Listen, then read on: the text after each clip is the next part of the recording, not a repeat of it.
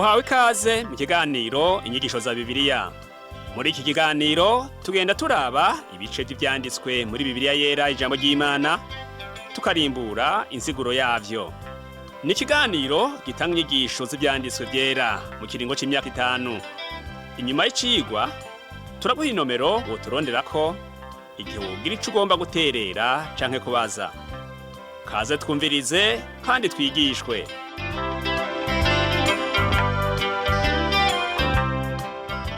Mugenzi uteze amatwi ikicigwa cacu c'inyigisho za Bibiliya, ndakuramukije amahoro y'umwami wacu Yesu Kristo abane nawe. Uri kumwe na Pastor Samuel Nsabimbona ndakigushikiriza. Mu cigwa giheruka twabonye Yesu Kristo yigishiriza i Kaperinaumu. Tubona kandi n'ingene yahamagaye abigishwa biwe ba mbere. Twarabonye kandi ibitangaza yakoreye i Galilaya.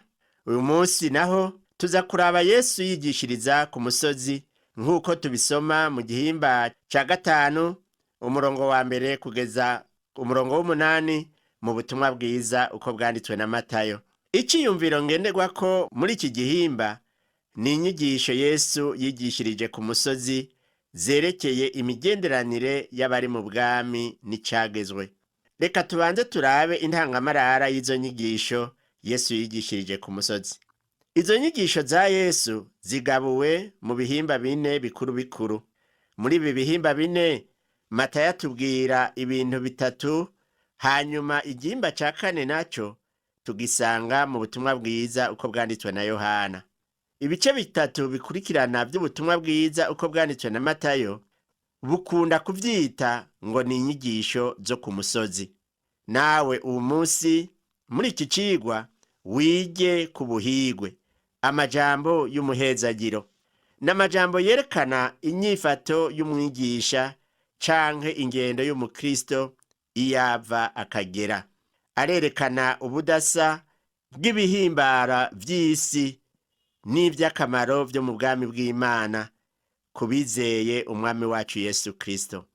Amajambo y'abahigwe benshi bayatahura nabi kugira ngo bayahuze n'ivyo bifuza. Yesu ntiyahezagiye abantu ngo nuko ari abakene, bashonje, banyotewe canke bababaye. Iyumvire neza ku ntumbero y'uwo muhezagiro. Nayo ahandi ho wohava usanga urondereye umugisha aho Imana itawushize. Igice ca mbere c'izi nyigisho tuzisanga muri ubu butumwa bwiza uko bwanditswe na Matayo mu gihimba ca 5 umurongo wa mbere, igihe Yesu yigishiriza ku musozi ngo abonye iryo shengero aduga umusozi. Amaze kwicara abigishwa biwe baramwegera. Igice ca kabiri naco ni igihe yigishiriza mu migani mu butumwa bwiza uko bwanditswe na Matayo igihimba ca 13 umurongo wa 2 n'uwa 3, havuga ngo ishengero ryinshi rikoranira kuri we bimutera gutambukira mu bwato yicayemwo. Ishengero ryose rihagarara imusozi, ababwira vyinshi mu migani, aravuga ati umubivyi yasohoye imbuto.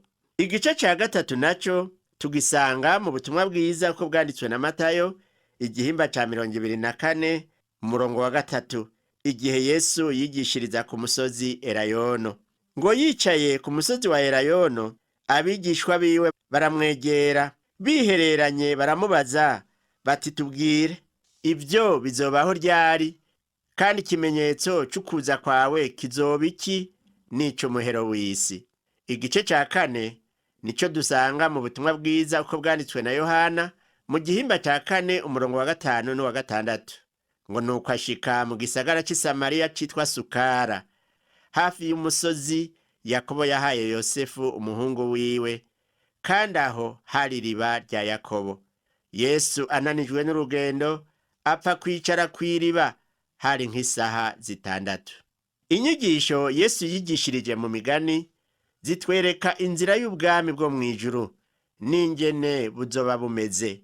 Inyigisho nazo yigishirije ku musozi wa Elayono zivuga ibizoba mu gihe c'iherezo.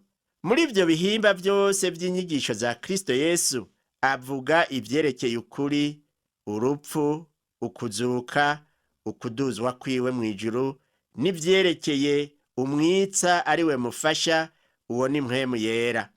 Inyigisho Yesu yigishirije ku musozi mu butumwa bwiza uko bwanditswe na Matayo igihimba ca 5 umurongo wa 6 n'uw'indwi zishobora kuboneka mu bundi butumwa, kuko izo nyigisho ni ngirakamaro cyane. Hari ibintu bibiri twovuga bijanye n'izo nyigisho Yesu yigishirije ku musozi. Ica mbere nuko hari abitwaza izi nyigisho bakazigira ivyizerwa vyabo, ariko bakibagira ibindi nyamukuru mu buzima bwabo. Egome niko Yesu yigishije kugira neza, yigishije ko umuntu akwiye gufasha aboro, akwiye kubana neza n'abandi. Rero benshi baca bavuga bati, jewe ko nkundana, mfasha aboro, ngira neza, n'ibindi bashobora kudondagura ngo ntaco bitwaye kuboregwa canke izindi ngeso mbi zitandukanye. Uko ni ukwihenda mugenzi. Ica mbere ukwiye guhinduka, hanyuma n'ivyo navyo ukabikora. Ica kabiri ni ukudafasha aboro, ni ukutagira neza, kudakundana, kandi vyanditswe mu gitabo. Ijambo ry'Imana rivuga ko dukwiye kugira neza, gukundana, gufasha aboro, hanyuma kandi tukirinda icitwa icaha cose. Ntiwovuga ko ufasha aboro hanyuma ngo ugende kuboregwa. Ntiwovuga ko ukundana hanyuma ngo ugende gushurashura mu busambanyi. Ivyo ntibiri mu kugomba kw'Imana.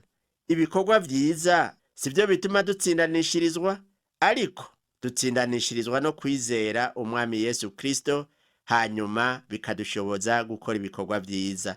Nagomba kumenya ko ubutumwa bw'agakiza butari muri zirya nyigisho yigishirije ku musozi. Akarorero, nta vy'urupfu n'ukuzuka kwa Kristo biri muri izo nyigisho. Ariko intumwa Pawulo yabwiye ab'Ikorinto ati, ubutumwa ndababwira nuko Kristo yapfiriye ivyaha vyacu, agahambwa, akazuka ku munsi ugira gatatu. Tubisanga mu ikete yandikiye ab'Ikorinto rya mbere igihimba ca 15 umurongo wa 3 n'uwa 4. Mugenzi uriko uratwumviriza, ubutumwa si zirya nyigisho zigishirijwe ku musozi, ariko ubutumwa nuko Yesu yapfiriye ivyaha vyawe, akazuka mu bapfuye. Haleluya. Intumbero nkuru y'izi nyigisho Yesu yigishirije ku musozi ni ukwereka abantu icagezwe c'ubwami, ko umwami yaje gushitsa ivyavugishijwe kuri we. Yohana Umubatizi niwe yamwitangiye imbere, hanyuma ahamagara abigishwa biwe ba mbere ngo bamukurikire. Ibi vyagezwe yatanze ni ivy'abari mu bwami bari bakwiye kwitondera. N'uyu munsi ni navyo dukwiye kwitondera.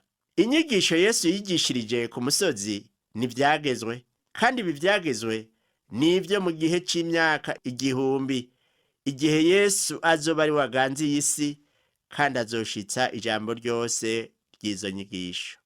Umukristo uwo munsi ntakwiye gukora ibinyuranye n'ivyo. Umwigishwa wa Yesu Umwami wacu arondera gukora ivyamugera, akamwumvira abifashijwe na mpwemu yera. Ubutumwa bw'ubuntu bw'Imana nibwo bushoboza abantu kumvira Kristo, kandi bwatanzwe ngo buzane abantu ku Mana. Inyigisho Yesu yigishirije ku musozi zirakwiye kwigishwa kugira ngo zemeze imitima y'abantu ko bacumuye, kandi zerekane ko atanumwe agororotse imbere y'Imana kiretse uwemeye kwihana akozwa na Yesu Kristo. Izi nyigisho zituma atahura neza ico Kristo yashatse kuvuga no kumenyesha abakristo. Muri ibi vyagezwe, Yesu yasobanuye icagezwe kijanye no kwica no gusambana. Kristo yafashe aya mabwirizwa abiri ayashira ku rwego rwo hejuru. Aya mabwirizwa ngo ntukice, ntugasambane, niyo Yesu yigishije gusumba ayandi yose.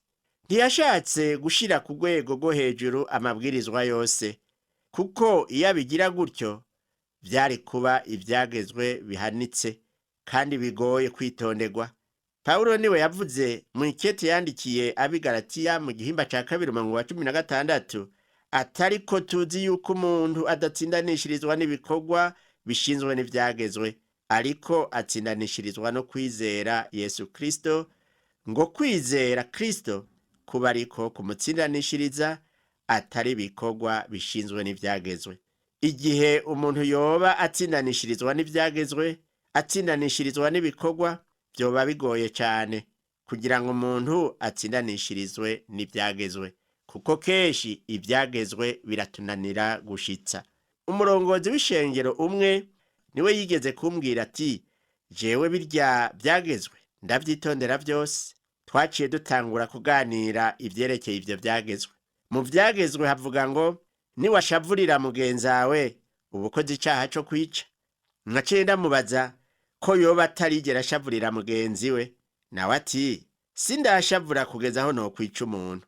Hanyuma kandi twavuganye ibi Yesu yavuze ati, uwo wese araba umugore akamwipfuza aba amaze gusambana nawe mu mutima wiwe.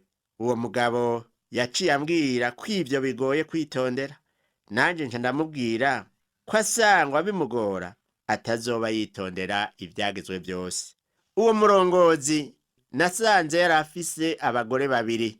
Umwe muri abo bagore yari umukarani wiwe wo ku kazi, uwundi w'imuhira asanzwe azwi n'amategeko. Hari abantu benshi bameze nk'uwo murongozi.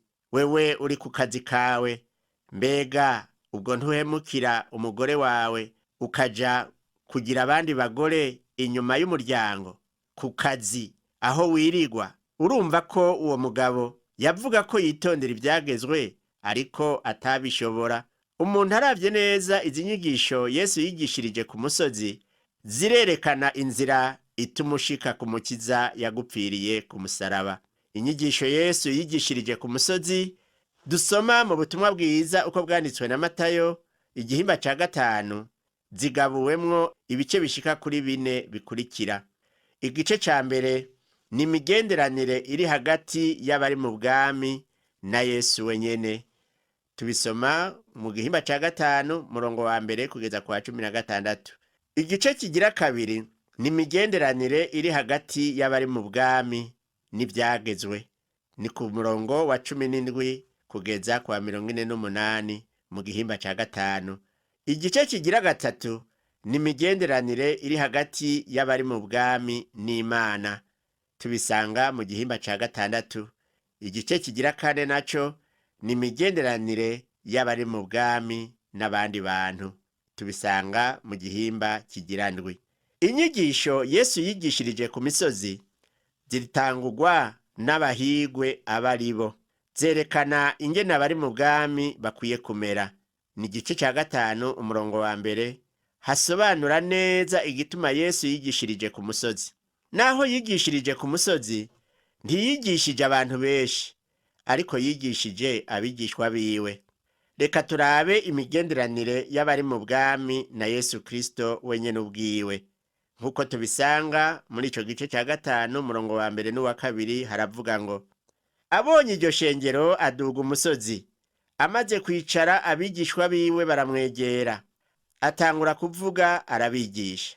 Naho dusoma ko atigishije abantu benshi ku musozi, ariko kandi tubona ko yigishije abantu atari bake bari ngaho, kuko dusoma ko yababonye akabona n'ubukene bwabo. Yesu yigishije ngo ategure imitima y'abazoba mu bwami bwiwe. Nico gituma igihe ubwami butarashika hakwiye kubibwa ijambo ry'Imana. Igikorwa c'umukristo wese ngaha kw'isi nukubiba imbuto z'iryo jambo ry'Imana, kugira ngo niyaza Yesu Kristo azasanga abantu biteguye. Igice ca 5 umurongo wa 3 Yesu atangura kwigisha ati, hahiriwe aboro mu mitima yabo, kuko ubwami bwo mw'ijuru ari ubwabo. Uyu murongo ntukubwira ingene umuntu aba umworo mu mutima kugira ngo abe muri ubwo bwami. Mu gihimba ca 5 umurongo wa mbere kugeza ku wa 12 Yesu yakoresheje iri jambo ngo abahiriwe ibihetangabo 9. Umwanditsi wa Zaburi ya mbere nawe yatanguje iri jambo ngo hahiriwe umuntu. Iri jambo ritandukanye n'umuvumo w'icagezwe ca Mose. Uribuka ko Yosuwa yabwiwe ati, Abisirayeli nibamara kujabuka Yorodani bakwiye guhagarara ku musozi Gerizimu kugira ngo abareho Imana ihezagirira abantu, hanyuma umuvumo nawo bazowuvugira ku musozi Ebaru. Imihezagiro tubona mu nyigisho yigishije ku musozi itandukanye n'imivumo yavugiwe ku musozi Ebaru, kandi isumba imigisha yo ku musozi Gerizimu, kuko Kristo wenyene niwe ashobora gutanga iyo mihezagiro. Muri iyi minsi umunyabyaha iyo akijijwe niwe ashobora kumenya ko ari umworo mu mutima wiwe. Ku muntu adakijijwe, izi nyigisho za Yesu zimeze nk'ibuye, zimeze nk'urutare, zirumye. Umuntu yishira hejuru kuko agomba gukora uko ashoboye kose ngo yitondere izo nyigisho vyomunanira. Mu nkomezi zawe ntushobora kwitondera ibi vyagezwe ngo ube umworo mu mutima wawe, oya ntibikunda. Mpwemu w'Imana niwe ashobora kukwereka ko uri umworo mu mutima. Ariko Yesu ku musozi ntiyabwiye abigishwa biwe ingene bakwiye kuba boro mu mutima ngo baragwe ubwami bwo mw'ijuru. Ariko uyu munsi abakristo ni aboro mu mitima kuko bizeye Kristo Yesu. Abakristo baboneka nk'abakene, ariko bafise ivyo gutanga bisumba amafaranga n'inzahabu. Intumwa Pawulo yavuze ati, tuboneka nk'abababara ariko tunezerwa imisi yose, tuboneka nk'aboro ariko dutungisha benshi. Niko abivuga mu ikete rya kabiri yandikiye Abikorinto mu gihimba ca 6 umurongo w'10. Ibi rero bigereranywa n'ubutunzi bwo mu mutima buhabwa uwo wese yamaze kwakira Kristo. Aboro mu mitima yabo nabakiriye Yesu Kristo. Reka turabire hamwe aba kabiri Yesu yavuze muri iki gihimba ca 5 c'ubutumwa bwiza ko bwanditswe na Matayo. Umurongo wa 4 haravuga ngo, hahiriwe abatuntuye kuko ari bo bazokwirugwa. Aya majambo tuyasanga kandi mu gitabo c'abavugishwa n'Imana Zefaniya mu gihimba ca 3 umurongo wa 12 no muri Mika igihimba c'indwi, aho Mika wenyene arakarorero k'abatuntuye hanyuma akirugwa. Zefaniya nawe agereranywa n'umworo wo mu mutima. Abandi bahiriwe tubona naba dusoma ku murongo wa 5 havuga ngo, hahiriwe abatekereza kuko ari bo bazoragwa isi. Aya majambo kandi turayasoma muri Zaburi ya 37 umurongo wa 17. Abatekereza ntibazoragwa iyi si tubamwo uwu munsi, ariko ni isi yakazoza igihe Yesu azoba ari ku ntebe y'inganji. Niho rero abatekereza bazoragwa isi.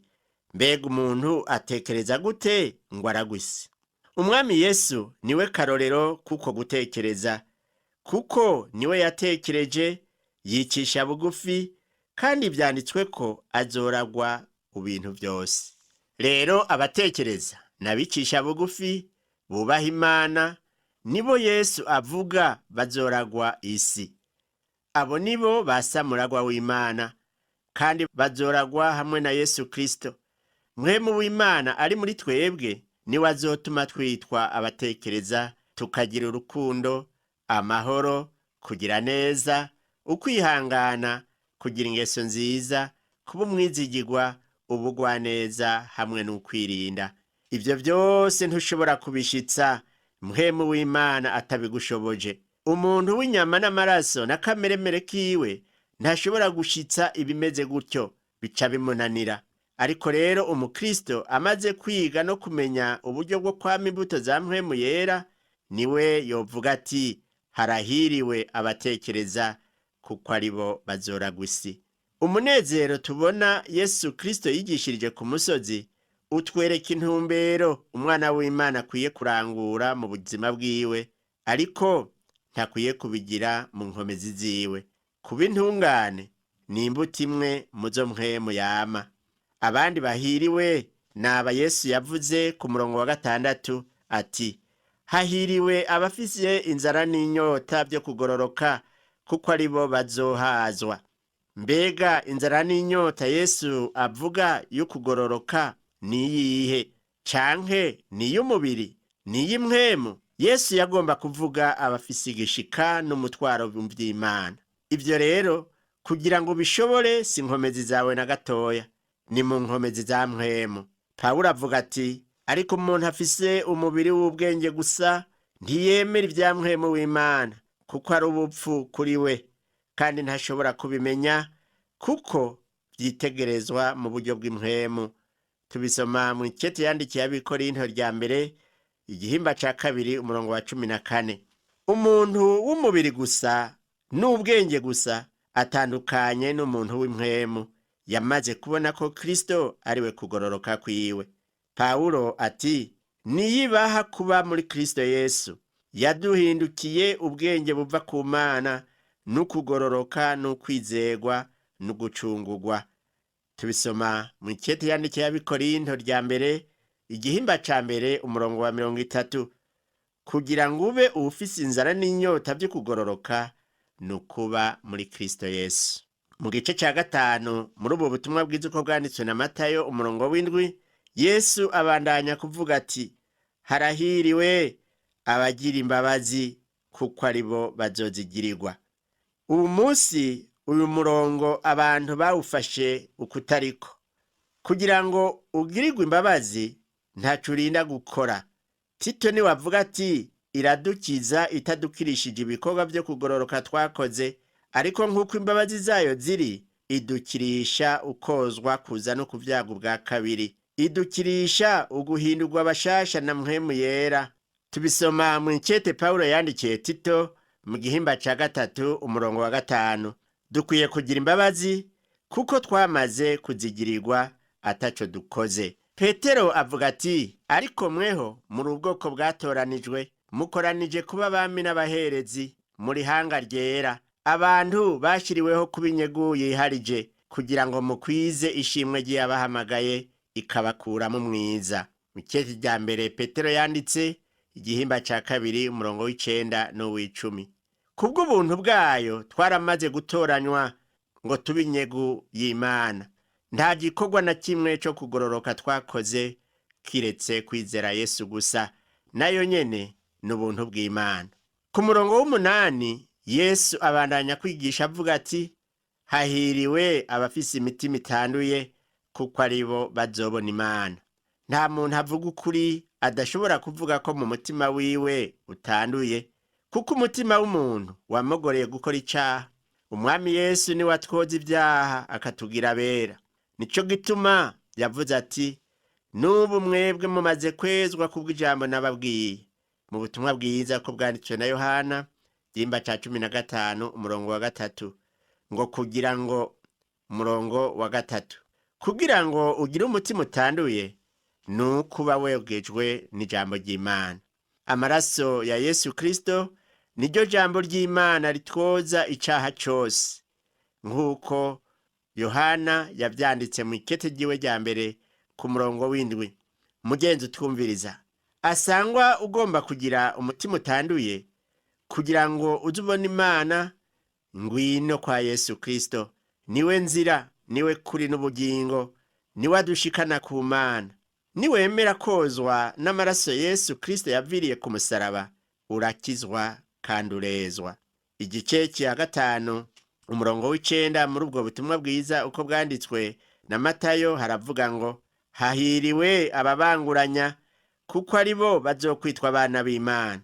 Umukristo akwiye kuba ari umuntu w'umunyamahoro, w'umunyakuri, atagira nkunzi, yuzuriza bose, ahagararira ukuri kugira ngo haboneke amahoro hagati y'ababanguranijwe bari bafitaniye amatati, ababera umuhuza. Mu gihimba ca gatanu umurongo wa 10 naho haravuga ngo, hahiriwe abahamwa bahoga kugororoka kuko ubwami bwo mw'ijuru ari ubwabo. Abo nabo nabari mu mugwi w'abikorera umusaraba, mu kwemanga ibanga Kristo yabahaye no kwihanganira ingorane mu gihe cose zibashikiye mu gikorwa c'Imana. Abantu batari bake bama bifuza kuba abahiriwe, bakibaza yuko ivyo bijanye no gutunga ibintu vyinshi abantu bifuza kugira mu buzima bwabo bwa misi yose. Ariko twabonye vy'ukuri yuko abahiriwe atarabo. Abahiriwe nabo bafise imigenderanire myiza n'Imana yabo. Mu ncamake rero, Zaburi 128 uhereye ku murongo wa 1 ukageza ku wa 6 irerekana uwuhiriwe uwo ari we. Ni uwubaha uhoraho Imana akagendera mu nzira ziwe. Ariko rero abatizera Imana bobo wobabaza umuhigo uwo ari we, boguha inyishu nyinshi kandi zitandukanye zerekeye iby'ubutunzi bwo mu isi, kuko ibyiyumviro byabo biri mu isi gusa, ntibyiyumvira ibyo mu ijuru. Ibindi bintu byose twokwibaza ni inzozi z'abantu n'ibitutu bitarama, kuko ibyo ntibyogira aho bishikanye umuntu ngo ariko arondera ukuba umuhigwe. Imana niyo nkomoko y'umunezero wose, niyo nkomoko y'amahoro n'imigisha.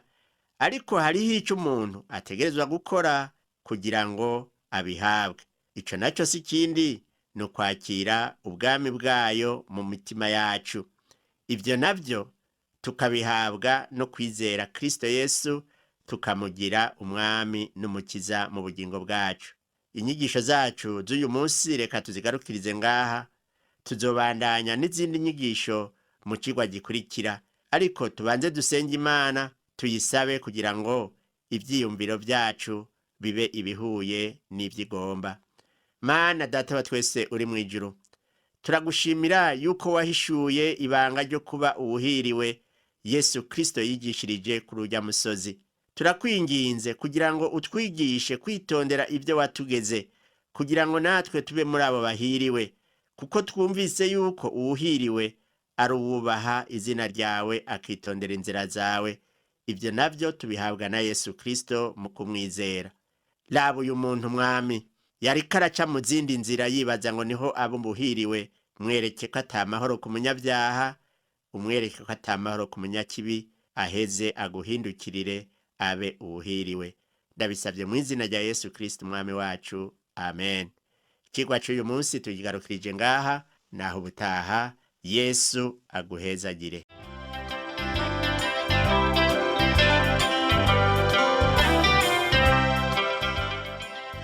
Wakoze kumviriza ikigwa c'ijambo ry'Imana c'uyu munsi.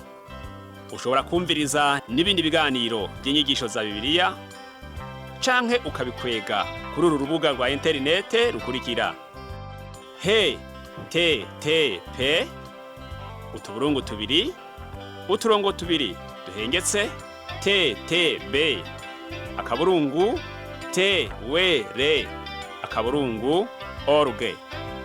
Ushobora kumviriza ikiganiro cyo muri indwi, canke ugafyonda ahanditswe ngo rondera ukurikije itariki kugira ngo wumvirize ikiganiro camaze kurengana. Ushobora no gufyonda ahanditswe ngo rondera ukurikije ibyanditswe kugira ngo wumve ibiri muri ico gice cy'ivyanditswe byera ugomba. Ufite ico wunganira canke ubaza, twandikire.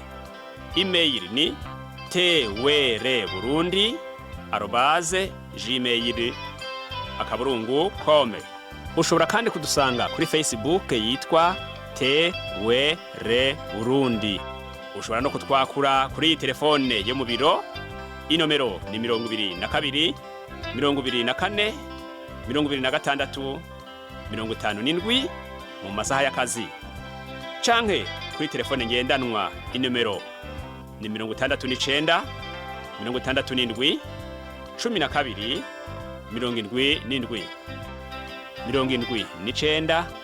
79 74 19 93. Udusanga kandi kuri Whatsapp, nimero ni 79 38 71 99. Yesu aguhezagire.